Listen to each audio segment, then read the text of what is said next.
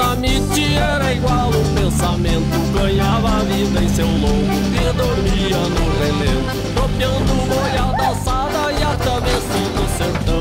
Boiada era de peso que não frouxava o garrão.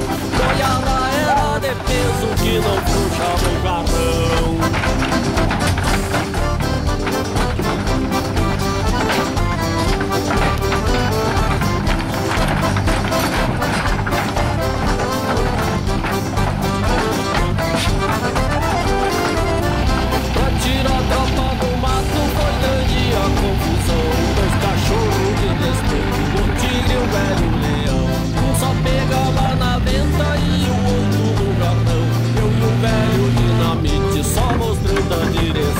Eu e o velho dinamite só mostrando a direção.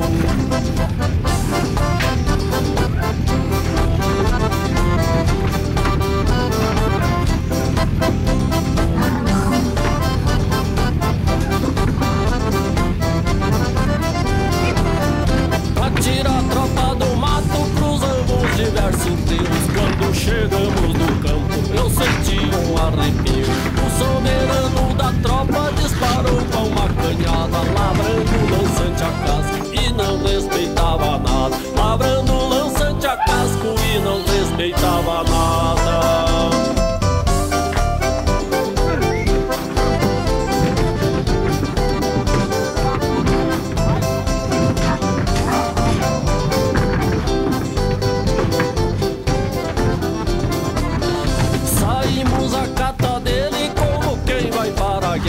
Os dois cachorros pegando pareciam duas feras. Eu e o velho dinamite mudamos a direção, confundindo o soberano para evitar confusão.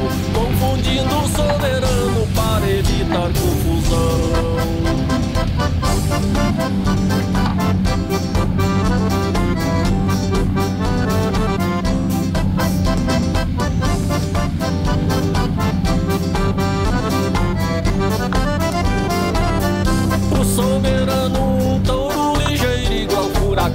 Paventa toda rasgada e sem couro nos garrão, partiu pra cima de nós, berrando pra arrebentar. Eu abri o dinamite dando lado pra passar. Eu abri